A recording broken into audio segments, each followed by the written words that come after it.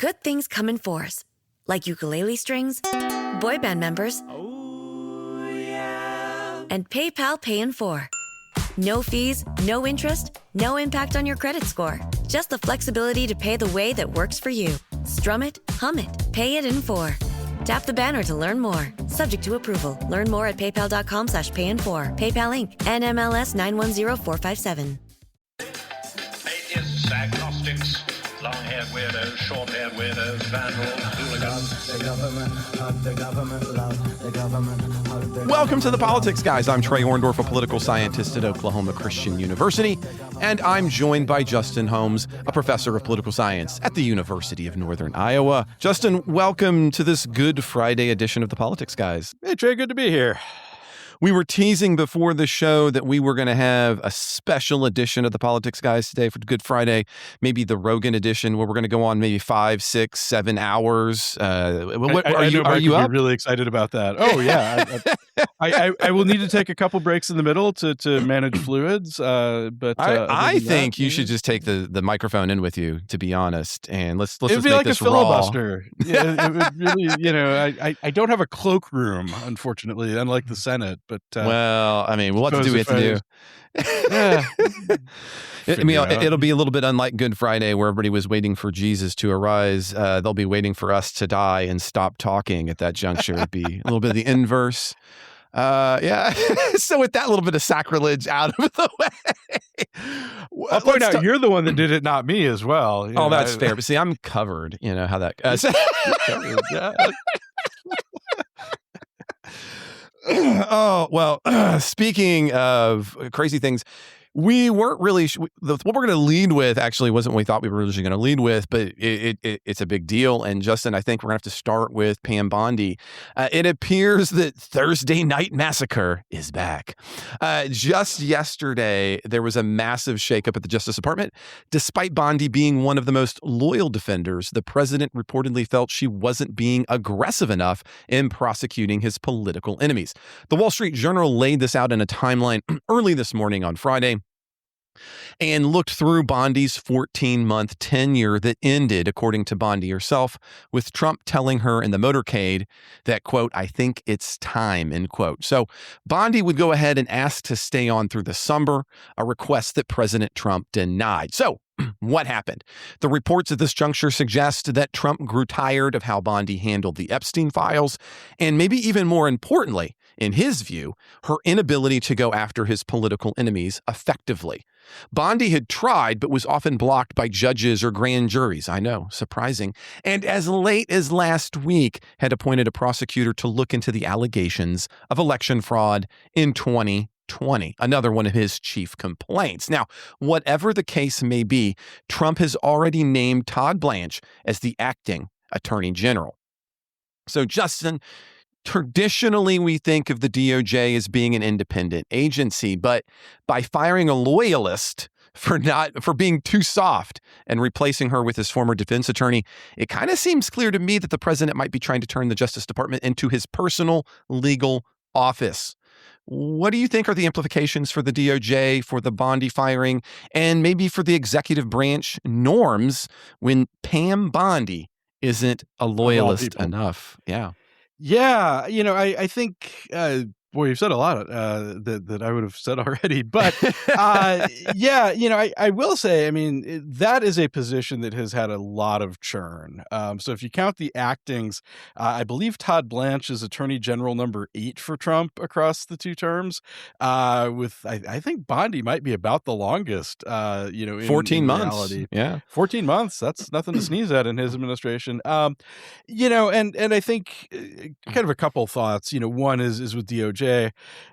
Trump has always wanted DOJ to be much more like his personal firm. And, I think to a large extent, what we were getting from Bondi was really what he wanted DOJ to be, which is, pushing his pet peeves, punishing enemies, et cetera. I do think, in all honesty, I certainly that is not what the DOJ is for. They have traditionally had a quite a bit of independence from the executive branch. I will say, I don't know, if that's what he wants. I don't know that anybody, kind of as you have mentioned, can do any more effectively than what she did. So this is one of those, this food is terrible and the portions are tiny, kind of complaints. I don't think you should do that. I mean, I think she's, a terrible attorney general from an American standpoint. You should not be badgering people. And I think frankly, the diversion of resources, I mean, pulling off any number of other topics to go after kind of Trump's, various, not prosecuting various white collar crimes and things like that is that's a choice, to be sure. But I would also say that I guess, if you're going to have somebody do that, as you alluded to, I don't know that the problem is her. It's that you're going up against a justice system that, you need to be able to make a case. And I mean, there were several. I'm drawing a blank now, which is bad, and maybe this jogs memory with you. But I mean, there was an attempted indictment and of someone, and the indictment didn't even have a statute in it. Are you thinking about Schiff, Adam? Yeah, I think it was Schiff. So I mean, that might be an incompetence sort of thing on her part, but on some level, you can't just, I mean, we still have a functioning court system who is the final say in this. And, you can't just, I mean, I think you have a couple things. I mean, one is that a lot of these sort of attempted lawsuits are on tremendously flimsy pretenses. The other is when you're going in front of a grand jury. I mean, a lot of these, finding a grand jury that doesn't have a pretty strong degree of antipathy towards the Trump administration, going back to the But what isn't the old saying? I mean, I know sometimes it kind of seems as if grand juries might be these kind of big protective items, but I'm forgetting the origin of the quote, but the old one is, well, you could get a grand jury to indict a ham sandwich. And so when you can't get a grand jury to indict, that's saying something that I think sometimes they could not get an indictment against the guy that allegedly assaulted a federal officer with a sandwich. I might add, for parallelism there. I'm glad I let you go with that, because I was about to say, and that's a case. I mean, the idea that, it's a meaningful bodily harm, throwing a sandwich at somebody. But, on the other hand, I'm not sure that you couldn't have, for a less disliked administration, that you couldn't get an indictment on that, on some level. Well, let me ask you, Oh, go ahead. I was going to say, since we're the political scientists pair anymore, what do you think about this in terms of the unitary executive? Right, I have for a long time suggested that Trump is he when you look up the unitary executive in the dictionary, that Trump's face is going to be there for the rest of eternity. He's going to be the example. But don't you think that the idea that even the DOJ can't be an independent executive agency is an idea that everything should be in the purview of the one particular man, the president? Yeah, and I mean, gosh, even John Yoo has said that who's kind of the architect of the unitary executive stuff, has even said Trump's gone too far, at times. I mean, I think there has been a push, and this is not just Trump. I mean, Trump is kind of a vehicle for this, but it's a great synergy, for this. But certainly conservatives, since kind of, Bush 43, have been moving towards consolidating power there. And if you go back and look at kind of a lot of the Federalist Society kind of things that they've pushed, or Project 2025, a lot of that is consolidating that power in one president and giving that there. And I know, we've talked about this before. Neither of us are fans of unitary executive theory. Yeah, no. I don't think I'm and words in your mouth. So, but even I think we talked about not just outside the Republicans, but right. I mean, we've talked on the show about the fact that then candidate Obama ran against Hillary Clinton in part for her being too much of a unitary executive theorist, right? Only then to kind of turn around and embrace I've unitary. Got the phone, I've got the pen. I'm going to govern. Yeah, here's what we're going to do. And I will say, you don't have recordings of me going back, but I've not been a fan of this in a bipartisan, kind of way. But I think, you throw Trump into the mix and, he's the perfect vessel for this, because I think on some level, he truly does not understand what a president is. And I've said this for a long time, it's very much kind of his organizing metaphor is, this kind of CEO of America kind of thing. And so if you want to kind of push that, he's a great person for that, because I think, he's even said, offhand comments about Congress works for me, kind of stuff, which is very much wrong. Zombie James Madison's going to come slap you upside the head for that. But so I think this is all, I think Trump speaks to something larger here. It's not just him, it's this other sort of project. But boy, it really does speak to him because, it's the sense that I have is that kind of the two sort of governing metaphors that he has. One is this business thing, but he's also, I think, kind of, we'll talk fascism later. Like, I don't know that, fascism is exactly his model, but boy, like kind of third world autocrats, the Viktor Orbáns and the Erdogans and stuff. Isn't it a little crazy to you though, that in the post Mike Pence era, that somebody like Bondi thought that anybody could be loyal enough to avoid the axe? This is what I honestly think this is something worth some scholarly and thoughtful attention, which is, how do you wind up with the Bondis of the world thinking it's not going to be me? Yeah. And I will say, it's one thing that I think is interesting here, if we can, back up a little, maybe from Bondi specifically, but, compared to his first term, this has been a much more stable cabinet. And I think some of this, it's no secret. And he said this himself. He values loyalty above all else. And I think he had much more hand in picking loyalists this time around than before. And there was some evidence, again, you have to take what he says in public with several grains of salt often, but, in at the end of 2016, kind of in that transition, I think he was genuinely surprised how much staffing he needed to do. And so then I think also then sort of deferred out to, there are going to be plenty of Republicans and, for a Democratic administration, there are plenty of people that you talk to. Like, I'm not sure that when you campaign, you necessarily know it's like, okay, this is who I want to be, head of the Forest Service, God rest its soul. But you're going to have people that you can trust to kind of do that.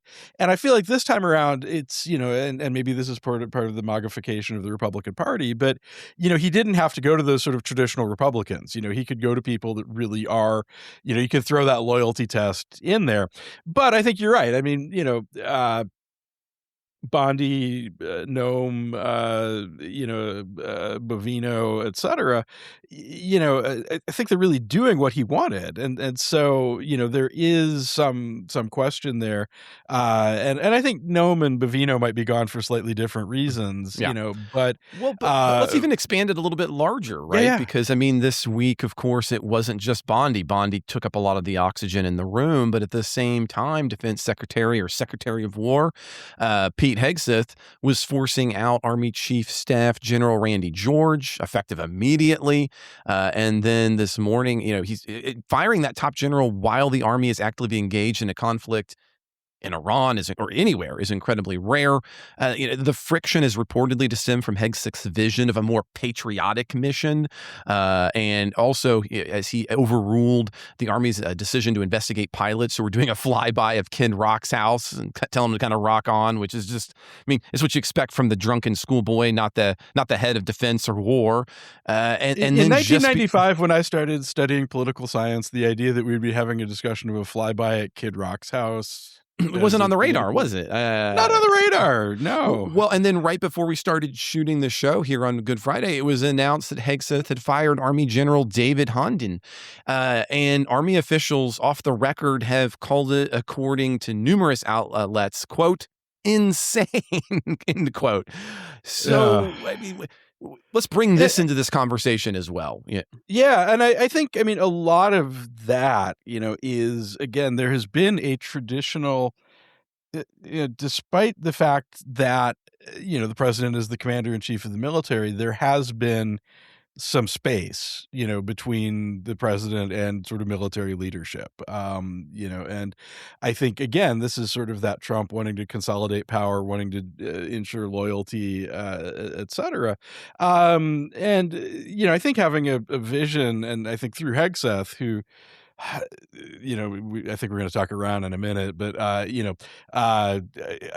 I don't think highly of him. Just to be to understate. It wasn't that long ago that we were having conversations on this show about his signal lapses and others. It looked like the president might be pushing him out, but he certainly ingratiated himself back in. One possibility, of course, is the two who have most prominently been fired have been women. Maybe there's an element of I've certainly seen that. here. Yeah. Right. There's potentially gender thing. Some of it I think is some vision stuff, as well. Maybe. Hegseth, he presents as this alpha male. Maybe it's gender again. I want you on social media. If I could spend a few dollars, I would love for you to walk up and let's have a conversation and talk to Hegseth about how he presents, because that would just give me so much joy as a human being. I'm not going to lie. Yeah, Hegseth, do you recognize that you're presenting as an alpha male, right? Exactly. But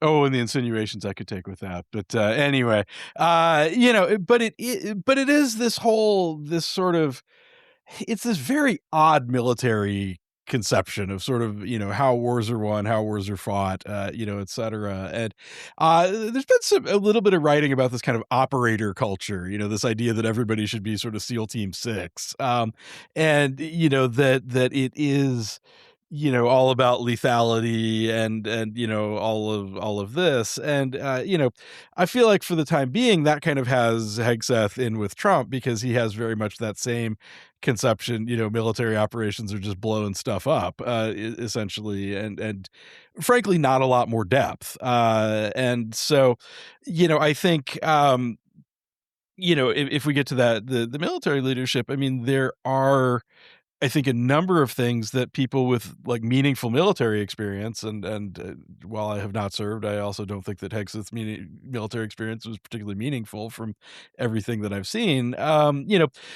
They understand that there's a lot more to it than just blowing stuff up. And, I think there has been some pushback. Doesn't he strike you, though? You say that, but that strikes me. I have known many people who have kind of been quasi-military adjacent. They've been in the reserves, and they end up almost compensating for the fact that they didn't do more. I don't know. Again, don't get me wrong. I'm not dissing on anybody who's been part of the reserves. Yeah, but there's a subclass of those. Gosh, maybe he's overcompensating. There does seem to be a sub, right? Like, we're going to be even more powerful. We're going to commit some more crimes. He's kind of cosplaying as a Navy SEAL here or something. Is kind of his thing. And but that's part of why Trump picked him. If we go back, he wrote this book about, the military's too woke and, women shouldn't serve and, all this. And I think that's another angle. The other thing that Hegseth did this week is basically shoot down a bunch of promotions of women and African Americans, and I think, kind of all of this, I think, feeds into that, kind of vision. It's an anti-DEI, sort of thing. I also would wonder, and we'll see if books get written on this later, but I can't imagine that there hasn't been some pushback on some of the things that Trump has said very publicly that he wants to do. He has been advocating for things that are somewhere between arguably and definitely war crimes. We're going to blow up all the public infrastructure and the desalination plants and, things like that. And I have to wonder if some of this isn't pushback from, folks in the military saying, look, you can't do that for any number of reasons. So, again, I don't know the ins and outs as well, certainly of the military stuff. It's a little more opaque, but I have to think that some of that is the resistance there, is that, you have these folks who are pushing back a little bit, in ways that Hegseth and Trump, I think, are very much, I think they have a very similar and very misguided, view of how to use military force and what the military is and whatnot. And so I think that would, I think to the degree that they're getting pushback, and I think they are from people that actually do this stuff, I think that's, they want to replace them with yes men. I think Trump doesn't like being confronted with, dissent. And well, maybe we should move forward a little bit. I think we've lambasted. I've ranted enough for that one. Well, we've got a lot of other things to cover. So I think next, Justin, why don't we turn to what originally I thought might be the lead story this week, and that was the blockbuster First Amendment ruling handed down by the Supreme Court in Chiles versus Salars. And in this case, the High Court struck down Colorado's ban. Well, sort of. We want to be careful about this because there's been a lot of misrepresentation of it. It struck down the initial way that it's come through. It actually hasn't completely struck the law down. So I want to be very careful about this because if you read the rulings, it's a little different than what you're getting. It's in technically the just going back to court to be reheard. Yes, which frankly is a lot of Supreme Court decisions. I think. Yes, it is, and people don't realize often don't pick up. We don't talk about that a lot, but oftentimes it's like, well, you did this wrong. Go do it again. Is kind of the... So what actually was happening here on conversion therapy as a kind of the facts of the case was in Colorado, they had outlawed the use of licensed counselor engaging in talk therapy and as a form of conversion therapy practice. Now, just a heads up for those who are listening, you might not know what this is, but that is a form of talk therapy where you're looking at pre-existing sexual orientations or gender identity and attempting to change them. And then writing for the majority was Justice Gorsuch that argued that talk therapy constitutes a viewpoint-based regulation of speech, and therefore, and this is what really happened, they directed the lower courts to apply a strict scrutiny standard to the law and to look at it from there. And the case is, in fact, an 8-1. It was the other interesting thing was the number of outlets that went, here's the conservative justices doing it again. But 8-1 is not exactly what you would expect from that. Matter of fact, Jackson is the sole dissent. Now, the ruling I'm really starting to like her these days. So the ruling is a bit of a shift in some ways, maybe not. States have often relied on police power to regulate medical and mental health practices. But what made this unique and what the lower court the high court justices, even in Kagan's, who offered a concurrence, argued was that the law did not cut both ways. It allowed for what was effectively conversion therapy in one direction, but not the other direction. And they argued that is you're getting out of medical practices at that moment, and that's why you have to have the strict standard scrutiny. Now, they aren't yet deciding what that means. That's going to go back down. Jackson, on the other hand, had a pretty blistering dissent. She delivered it from the bench where she argued that, quote, the treatment standards that exist in America exist for a reason, and that speech-based medical treatments shouldn't be immune from regulation just because they involve talking. So what did you think about this case?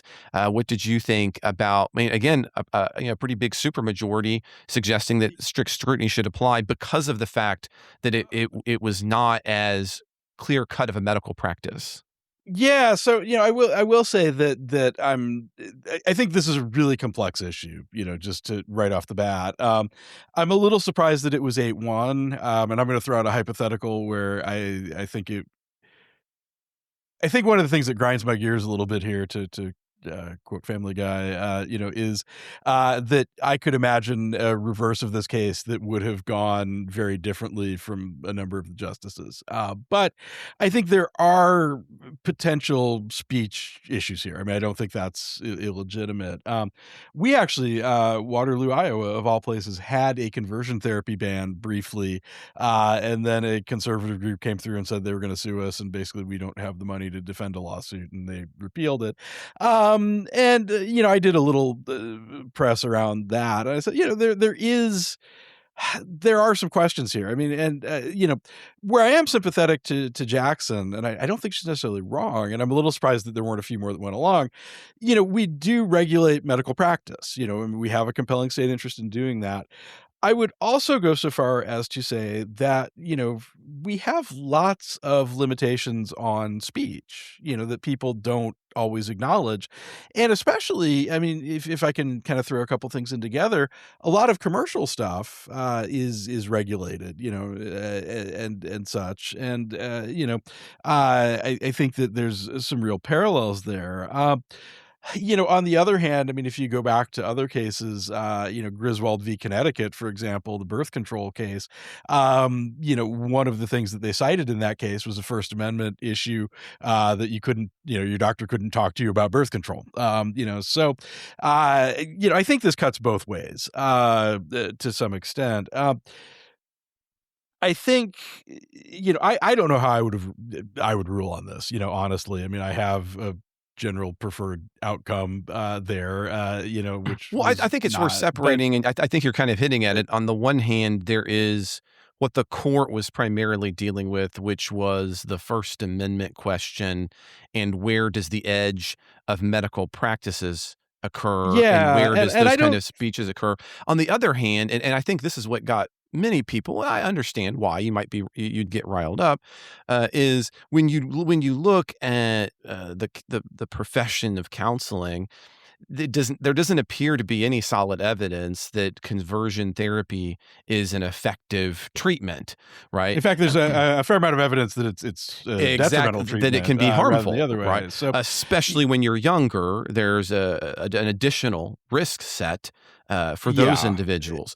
So, I mean, that's, And- when I talk about outcomes, I mean, that's my Right. concern is that we're essentially selling, ineffectual or harmful, treatment. But at the same time, and you were kind of getting at that in terms of Griswold and others. I think that we also have to be cognizant of the fact that states don't generally attempt to regulate all medical based.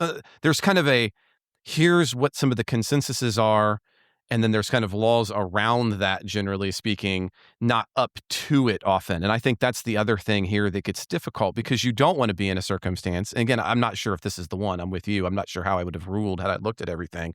But yeah. it would be difficult to say, well, do I want to have a law every time there appears to be a new consensus in the literature? And that's Right. and that's something.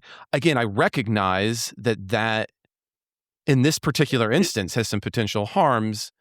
And But as a presumably, I precedent, mean, what do there you are some do? practices, some more physical things, that go under the banner of of conversion therapy, that would presumably still be not permissible, because Yes. of not talk, and I think this gets into, I think there are a lot of complications here. I mean, there is there are different licensing standards for different, there's counseling versus, psychiatry and things like that. And so, I'm kind of with you in terms of not limiting, every time there's a change in the literature, do we legislate, et cetera.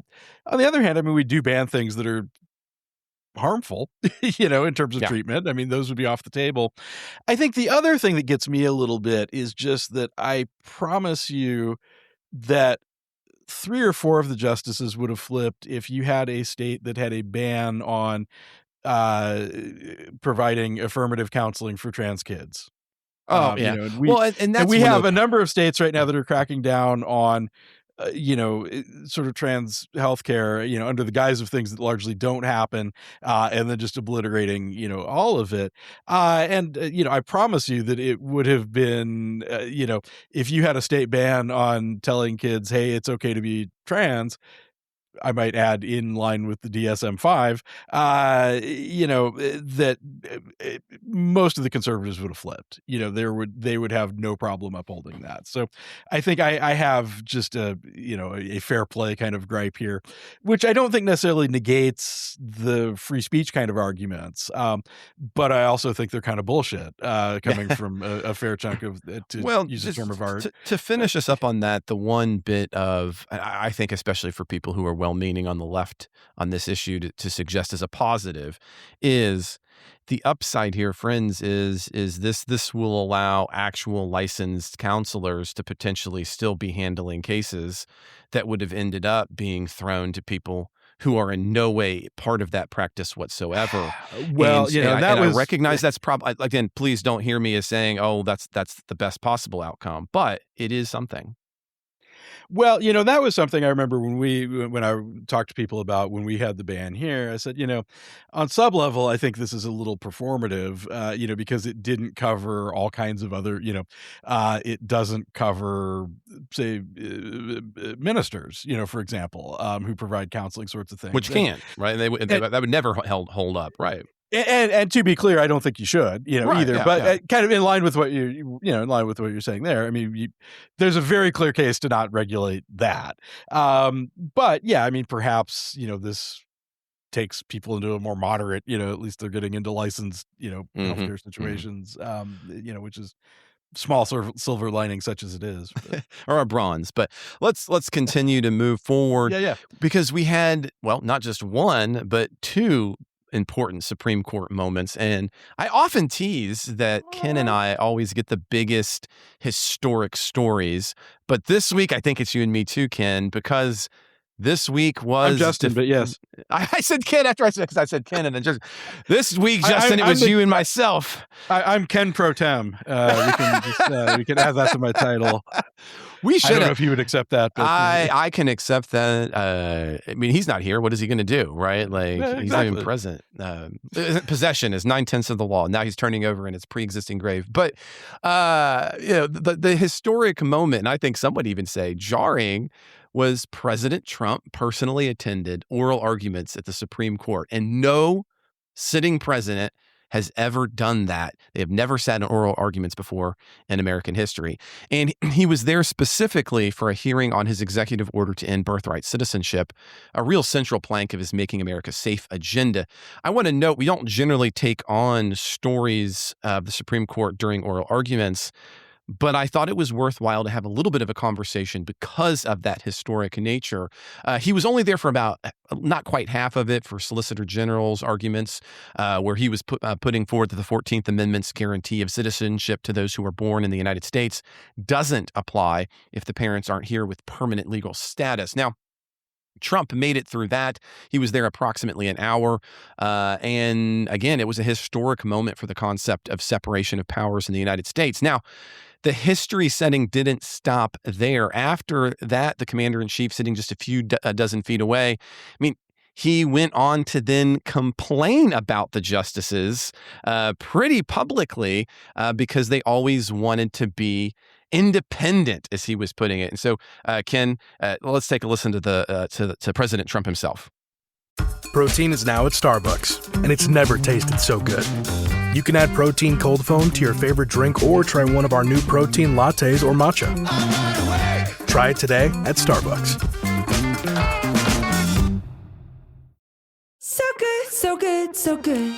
New spring arrivals are at Nordstrom Rack stores now. Get ready to save big with up to 60% off Rag & Bone, Marc Jacobs, Free People, and more. How did I not know Rack has Adidas? Because there's always something new. Join the Nordy Club to unlock exclusive discounts, shop new arrivals first, and more. Plus, buy online and pick up at your favorite Rack store for free. Great brands, great prices. That's why you Rack. Supreme Court's not been acting very well, actually. It was today on Birthright Citizenship. How did it finish up? Who knows, right? That's the problem. You never know. You know with the Democrats, because a Democrat appointment always votes, no matter what. You can have the greatest case in history.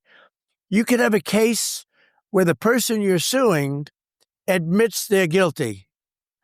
And if you're in front of a Democrat judge, she'll overturn that admittance.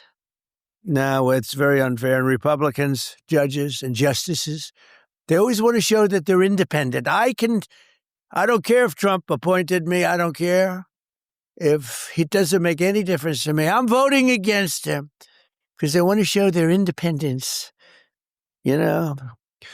Stupid people.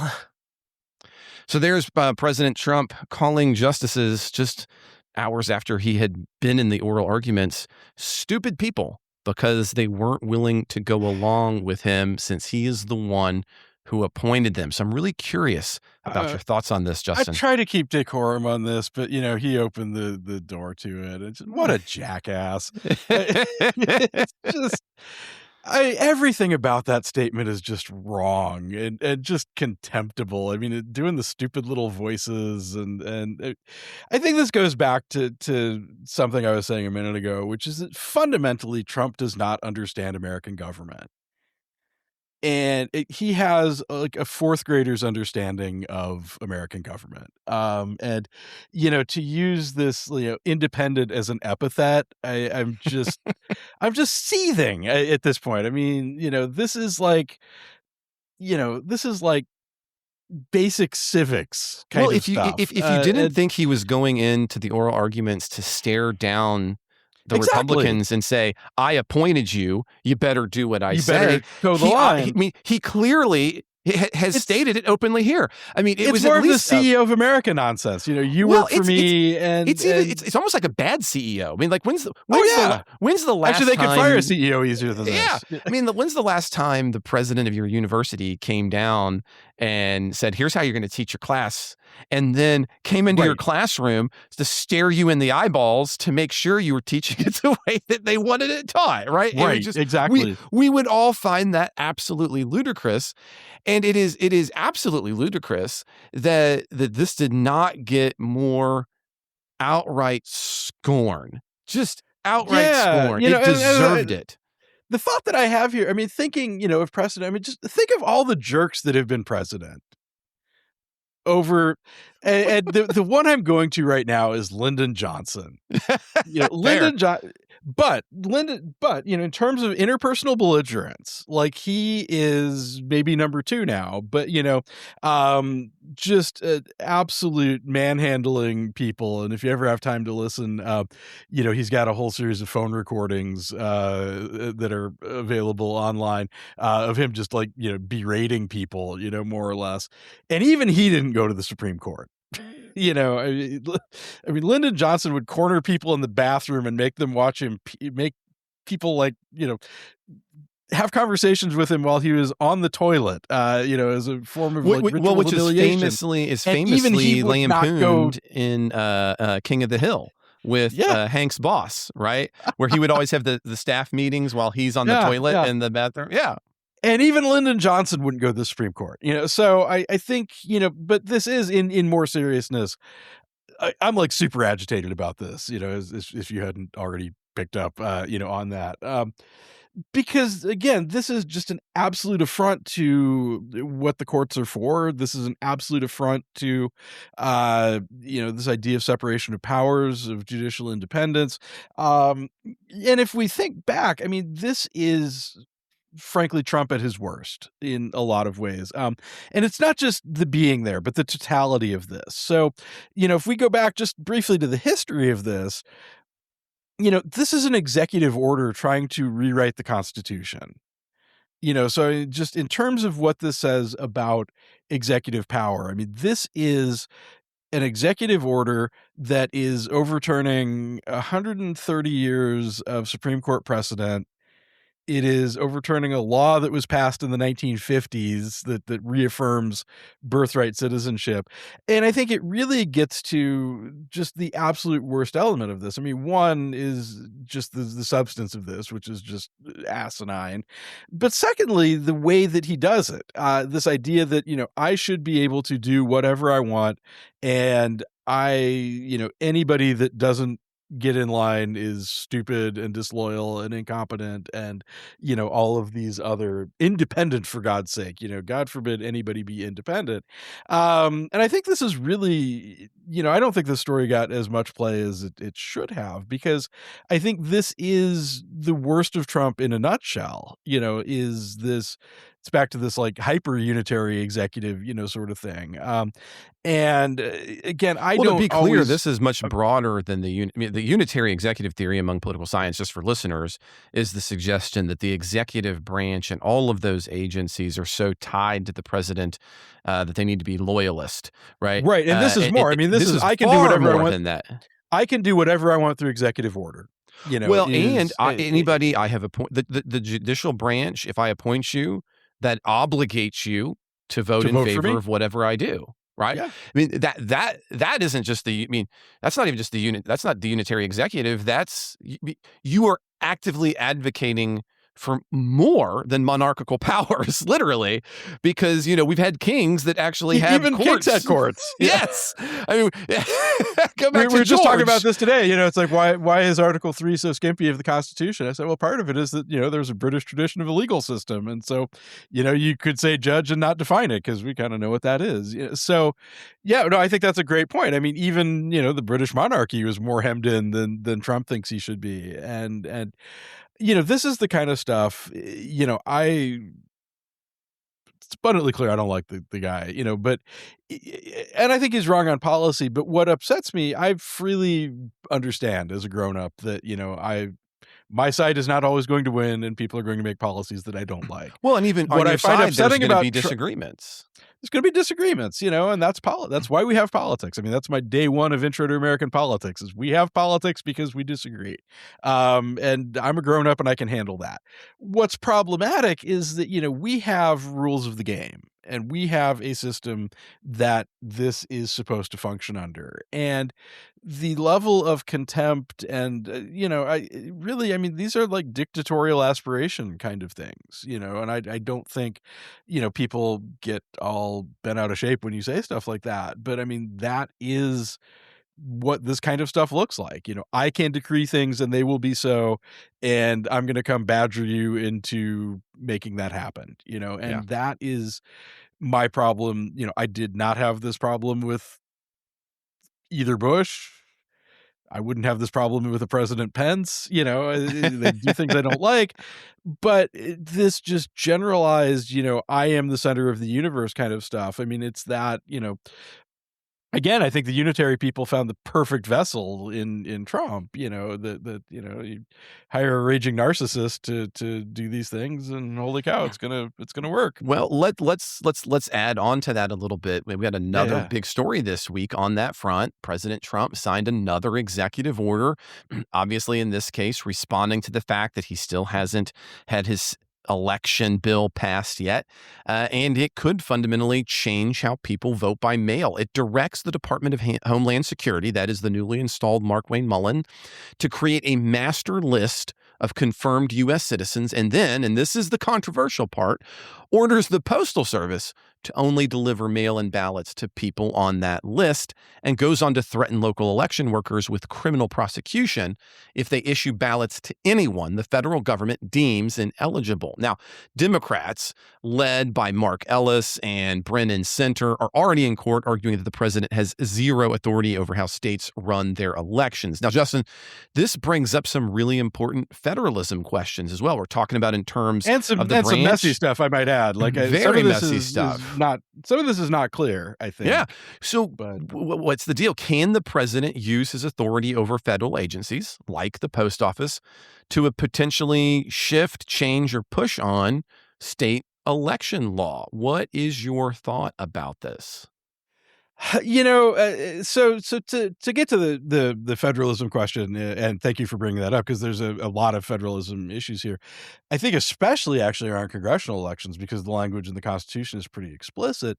The Constitution specifically deems elections to be conducted by the states, kind of at the time, manner, and something choosing, unless Congress so intervenes effectively. That's not something the verbatim like that. Quote, but yeah. So, and that Congress part's important too. So, I think to go back, I think doing this by executive order is just I think more or less inconceivable as being justified. I think you could potentially do this through Congress. So thinking about things, so we leave most elections to the states, and I think for good reason. It is irritating because they do things differently and with different levels of competence and things like that. But, for federal elections, there is something to be said about not having the fox guard the hen house, all the way back. That's not just this fox. That's, in general, you don't want to sort of incentivize, and empower the federal government to, cheat at elections through setting rules. And you absolutely can cheat through setting rules. I mean, you could, it's not cheating, but you can set rules that are much more favorable to one side or the other. Right. We You know, even in intro classes, we talk about how that goes down in elections, right? Yeah. Yeah, absolutely. You know, and so you know, I think if we were to put this through Congress, however, you probably would have some ground to stand on. You know, I think because we do have things where we have set some standards for how to conduct elections. So things like the Voting Civil Rights Act, Yeah. so, you know, the Voting things like the Voting Rights Act, motor voter. You know, from was that 93, Clinton. 94, Mhm. the Clinton motor voter, which went through Congress. Clinton with you know, Republicans. That was yeah, you know, was a so- bipartisan. bipartisan bill. And we'll come back maybe in a minute to the substance of this, because actually like voter registration stuff is really near and dear to my heart in a lot of ways.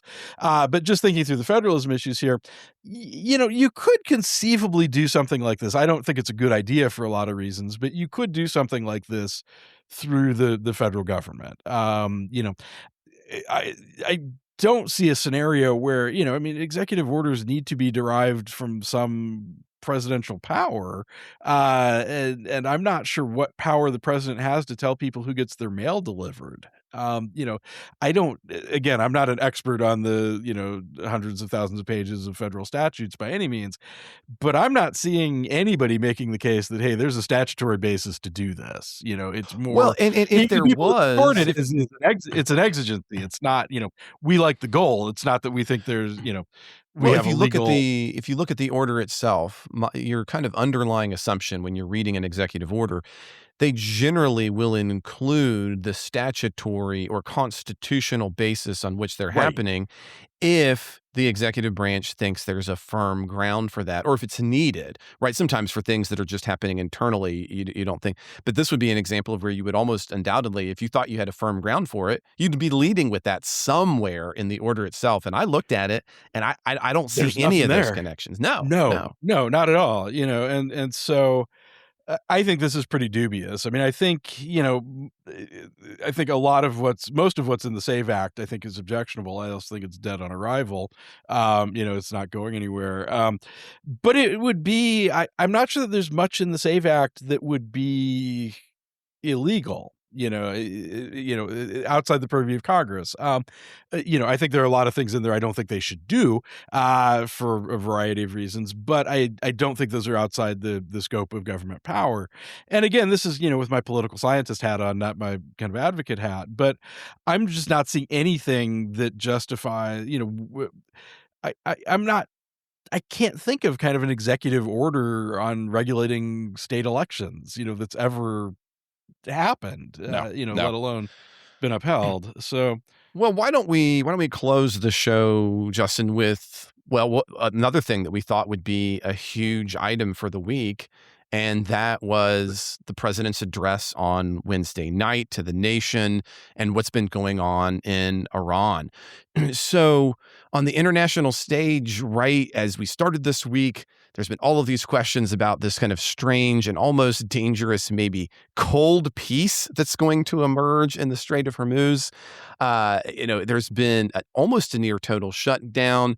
Iran seems to be starting to say, we're going to let some things through, but not you Americans, which is a fascinating development on that front.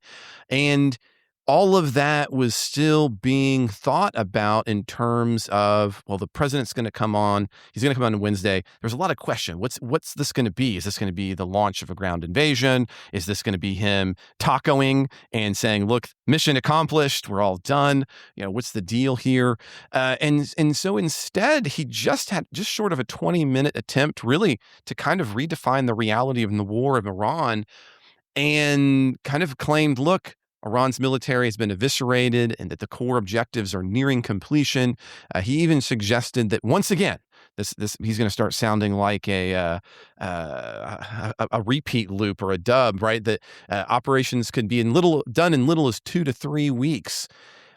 But here we are. Week is coming in 2 to 3 weeks as well. Yeah, it's always coming. It's always right around the corner. So in many ways, it ended up being kind of a nothing burger of a speech. It was short. He seemed pretty kind of down and depressed in many ways. He was not his energetic self. He reminded me a bit. I have a friend and colleague who put it right on the head. He said it reminded him of how Biden was in the debate, that kind of tired, done, and unsure of what to be saying and why he was there.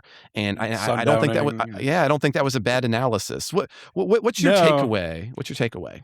Well, if we're thinking kind of style just off the bat, I will say from a speaking standpoint, there are sort of two Trumps. And Trump, the off the cuff speaker, is very different than Trump, the formal teleprompter speech speaker.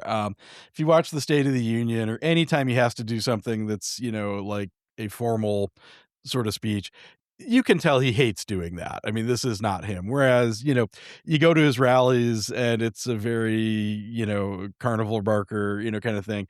And you can tell he really, that's what gets him fired up. That's what gets his energy up. So, I don't know that this speech was in some ways any worse than any other sort of Trump formal speech. Like, he just clearly does not enjoy doing these. It's not him at its best. Whereas I think he's pretty good. I mean, like he can move a crowd, in those other situations. Well, let me ask you this too. Let me ask you this then too, because related to that, right before he gives the speech, he gives his strongest indication yet that the United States might exit NATO because of the response that has been coming from Brussels and otherwhere. But then doesn't. Then doesn't. No mention of that in the speech here. Yeah. And I think, some of this is just that, there's not much here. And I mean, Trump has been all over the place, all over the place on what this war is about, or if it's even a war. And he flat out said in public the other day, well, I can't call it a war because then I'd have to go to Congress, and he even admits he's playing footsie with this.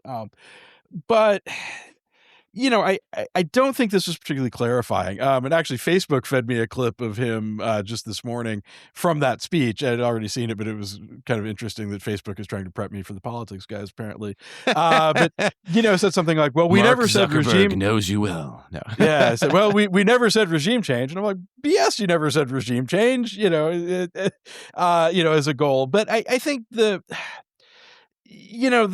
problem that he's had with all of this, and I think it's both rhetorical and in the conduct of this, and kind of, as you pointed out, I'm gesturing at you as though people are seeing me in this audio format. But the rationale for this has always been really messy or murky, or it's multifaceted, it's whatever it needs to be in the moment, is sort of it. And, he has said regime change, and he said it's about nukes, and then he says it's not about nukes, and, it's about reopening the Strait of Hormuz, or it's not. And then he said, well, we're going to make a lot of money off the oil. And, it's just...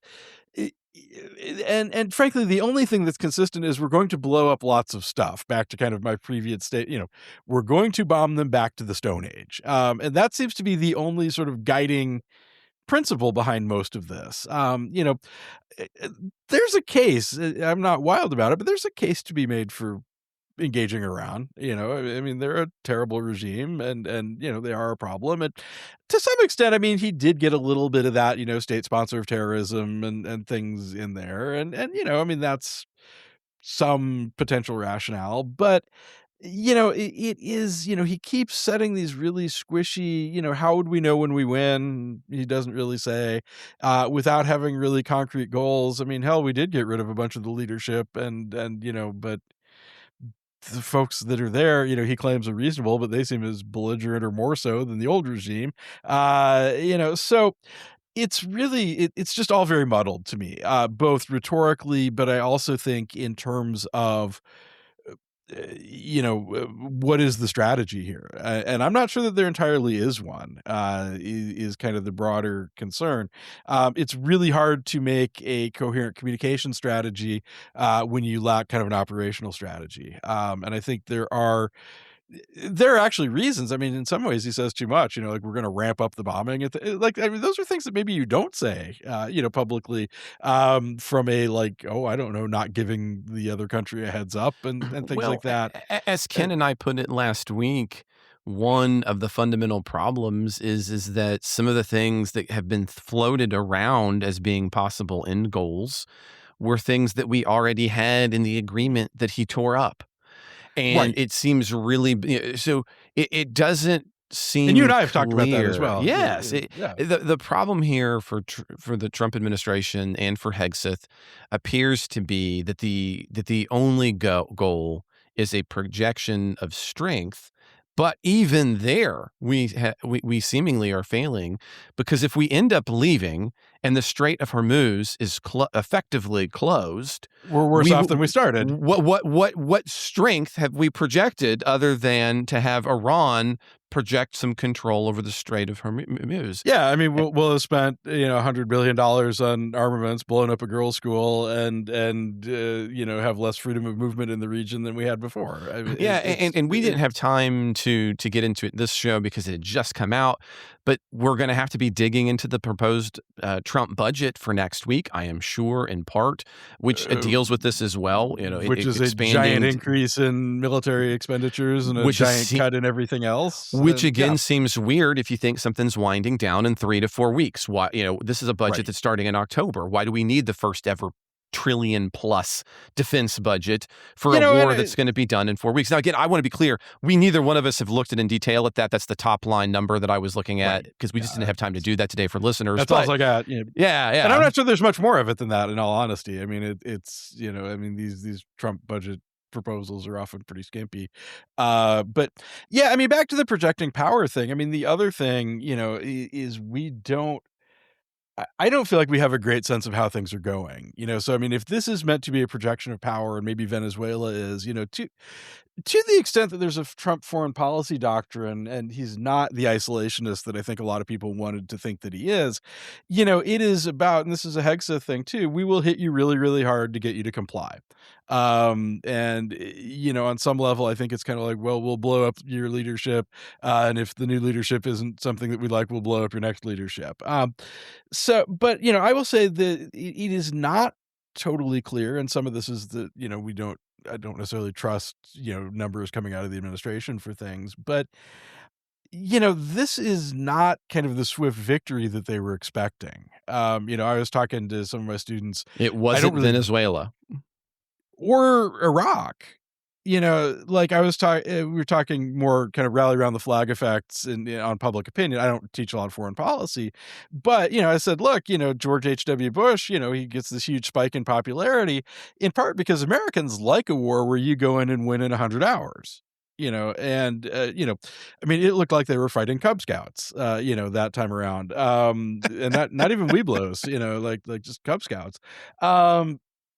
And you didn't get that there. And I think the administration, thought that this was going to be an easy, there's this idea that, we can just, bomb them from above and achieve some objective. And it doesn't look like they've accomplished a lot. I mean, there are still active missiles. I mean, the Air Force may be grounded, but, they're still engaging in strikes. They shot down a jet yesterday. It looks like shot down an F-35 yesterday. Yeah, and there's two missing pilots. I think if anything, the takeaway militarily for this might well be, and I think this is something, again, we're not foreign policy studiers primarily, but there are military guys on our side of things and gals. But it would be the idea of, once again, in the age of drones and small scale missiles, the necessity to have your Air Force up might not be the end all be all of being able to contain. And this seems to me on this front, you've got to blame, let's put aside the politics for 2 seconds, just on the military structure of it. You got to blame Hegseth for clearly not understanding contemporary warfare, to think that, okay, we stop the airplanes, we stop them, we're going to prevent them from hurting anybody else. 100% wrong. And there's really been no effective way to stop that. And let's be honest, that should have been apparent in the war, where what did Ukraine do to hit deep into Russia? Well, they got these things on these trucks. Drove a truck full of drones.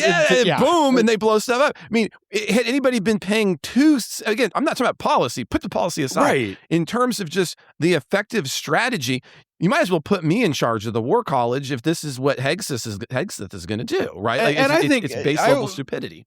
I will say, and for having stuck up for, kind of military leadership 20 minutes ago, I will say, I think it's a failing that goes further back than that as well. I mean, if we look to the last, 30 years of American military conflicts, I mean, one obvious lesson is that, look, blowing stuff up is just step one, and if you want to achieve kind of other goals, it gets a lot harder after that, is certainly, one thing.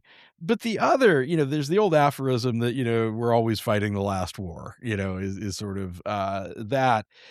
But, I think you're absolutely right. I mean, I was going to tell the Ukraine story if you didn't. But, even beyond that, I mean, we've been doing wars in the Middle East against sort of various ragtag entities for, 30 years now.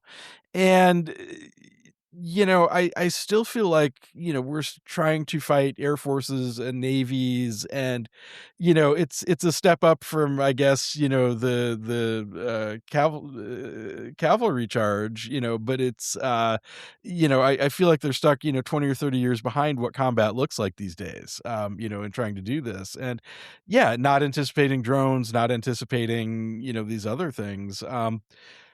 Oops. Yeah. Well, on that oops, I think we should. On that note, on the American military's inability to fight asymmetric warfare, we will pause. I say pause because, as always, we have a really exciting midweek show that will be coming up. Now, in my case with Justin, we're going to be going through, and we have been going through, contemporary political ideologies. It's been a lot of fun, and I'd love for you to come join us as we enter into fascism this week. Yes, what could be more fun than goose stepping around with the politics guys? I don't know. But that is, and it will also give you access. So if you want access to that show, you've got to become a supporter. And you're not just going to get this week's show. You're going to get all of our episodes on contemporary political ideologies. But not just there.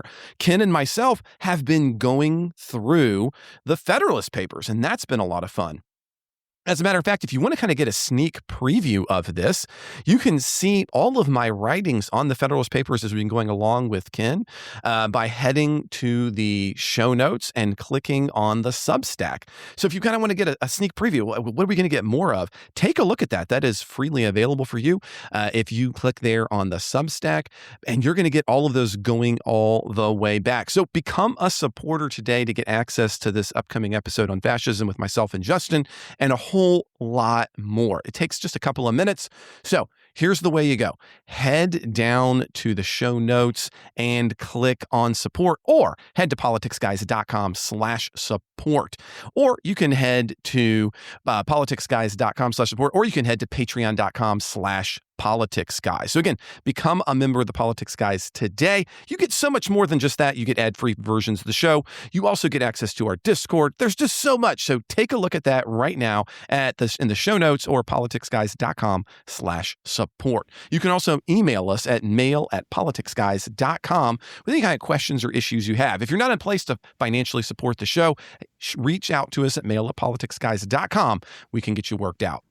If you would, it's always helpful if you can subscribe, rate, and review. We need those algorithms. So please do that. And also share this episode if you enjoyed it.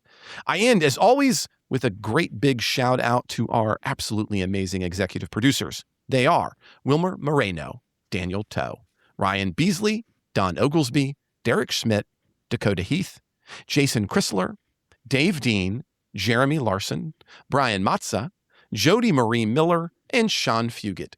We'll be back with a new episode next week, or one of our bonus episodes for supporters on Tuesday. I hope you'll join us then.